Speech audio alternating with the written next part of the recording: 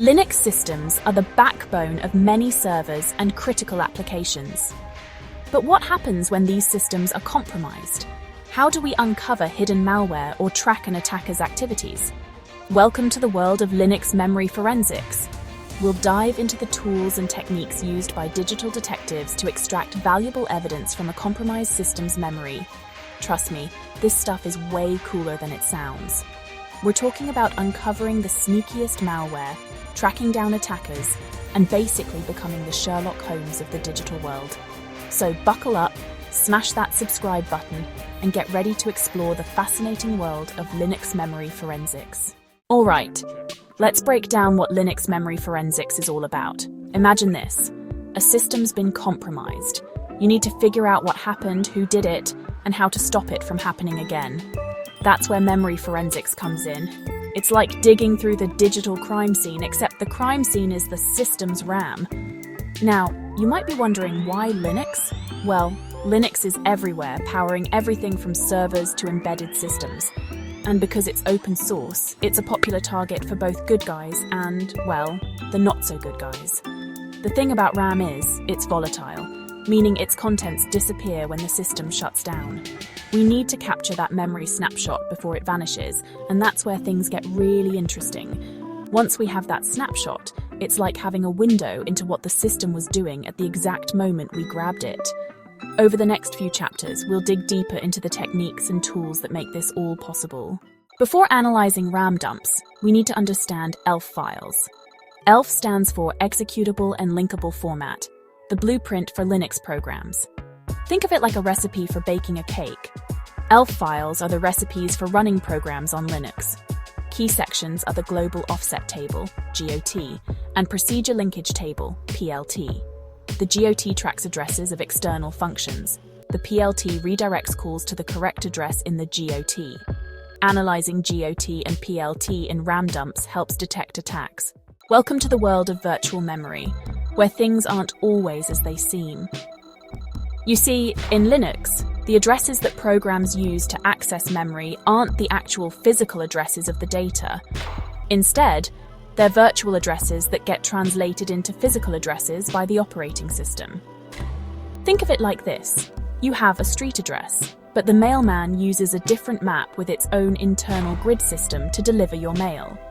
This address translation process is crucial for security and stability. It prevents programs from directly accessing each other's memory or messing with the kernel, which is like the brain of the operating system. But it also adds a layer of complexity for us forensic investigators. To make sense of what we see in a RAM dump, we need to understand how virtual addresses map to physical ones. By analyzing these address translations, we can uncover hidden malware, track data flow, and reconstruct what happened during an attack. Capturing the evidence acquiring RAM dumps from Linux machines. Okay, so we've talked about the importance of memory forensics, but how do we actually get our hands on that precious RAM data? That's where RAM dumping comes in. Think of it like taking a snapshot of a computer's memory at a specific moment in time. One of the most popular methods, especially for live systems, is using a tool called Lime, short for Linux Memory Extractor. Lime is a kernel module that allows us to capture the entire contents of RAM with minimal impact on the running system. Once we have that RAM dump, it's like having a frozen-in-time copy of everything that was happening on the system. In any forensic investigation, it's essential to maintain a clear and documented chain of custody for all evidence. Unmasking the truth. Analyzing Linux RAM dumps with open-source tools. Alright, we've got our RAM dump, we've maintained a pristine chain of custody. Now it's time for the fun part analysis. And the best part is, we don't need any fancy, expensive proprietary software. The open source community has got our backs with amazing tools like Volatility and Recall. Volatility is like the Swiss Army knife of memory forensics. It's incredibly powerful and versatile, with a ton of plugins that let us extract all sorts of juicy information from our RAM dump. Recall is another fantastic open source option that provides a framework for memory analysis. It's got a steeper learning curve than Volatility, but it offers some advanced features and customization options that make it a favorite among seasoned investigators. Analyzing a RAM dump can be like searching for a needle in a haystack. That's why it's crucial to have a plan of attack. The digital breadcrumbs, key artifacts in Linux memory forensics.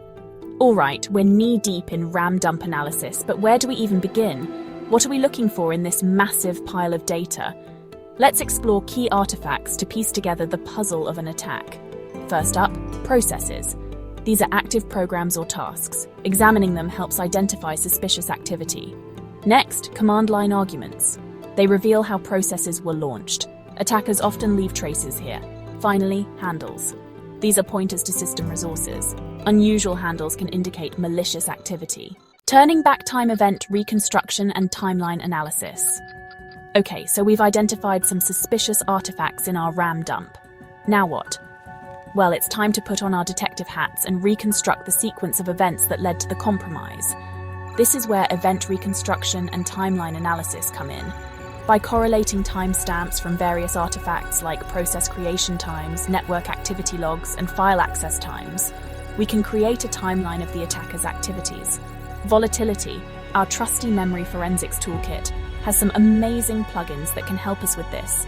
For example, the Timeliner plugin can generate a graphical timeline of events, making it easier to visualize the attack progression. Event reconstruction is like putting together a jigsaw puzzle. Let's talk about everyone's favorite topic, malware.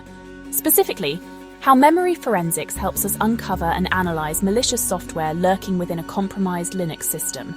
Linux malware can be sneaky. It often tries to blend in with legitimate processes, exploit system vulnerabilities, or even burrow deep into the kernel, making it difficult to detect using traditional methods. But fear not, because memory forensics gives us the power to shine a light on these stealthy threats. By analyzing the RAM dump, we can identify unusual or injected ELF files, those blueprints of Linux executables we talked about earlier. We can also examine system calls, which are like requests that processes make to the kernel, to see if anything fishy is going on. And let's not forget about rootkits, those nasty pieces of malware that try to gain root access and hide themselves from detection. By using a combination of tools and techniques, we can extract indicators of compromise, IOCs, from the malware. Alright, we've covered a lot of ground in this video, and by now you're probably itching to get your hands dirty with some real-world memory forensics. But before you do, I want to equip you with some essential tools and techniques that will make your life easier and your analysis more effective. We've already talked about volatility, the Swiss Army knife of memory forensics, but let's dive a bit deeper into some of its Linux-specific plugins. The Linux_SList plugin, for example, allows us to list all running processes, including their process IDs, parent process IDs, and command line arguments. This is incredibly useful for identifying suspicious processes and understanding their relationships to other processes on the system. Another handy plugin is Linux_netstat, which lets us view active network connections, open sockets, and listening ports. This is crucial for investigating network-based attacks, identifying command and control communication, and tracking down the attacker's infrastructure. Bulk Extractor is another fantastic tool that can help us extract valuable artifacts from our RAM dump. Well, folks, we've reached the end of our journey into the world of Linux memory forensics. I hope you found it as exciting and insightful as I have. We've covered a lot of ground, from understanding ELF files and Linux address translation to acquiring RAM dumps, analyzing them with open source tools, and identifying key artifacts. We've learned how to hunt down malware, reconstruct attack timelines, and extract valuable evidence that can help us bring cyber criminals to justice. But most importantly, I hope this video has sparked your curiosity and inspired you to explore the fascinating world of digital forensics. Remember, the skills you've learned here are in high demand, and the field is only going to grow in the years to come. So there you have it, folks. Linux memory forensics in a nutshell. Okay, maybe not a nutshell, more like a coconut. There's a lot to unpack here, but hopefully this video gives you a good starting point for your own investigations. Remember, this is just the tip of the iceberg. There's a whole world of digital forensics out there, and it's constantly evolving. So if you're interested in this kind of stuff, I highly encourage you to check out the resources in the description below. And as always, if you enjoyed this video, be sure to give it a thumbs up, subscribe to the channel for more awesome content, and hit that bell icon so you don't miss any future uploads.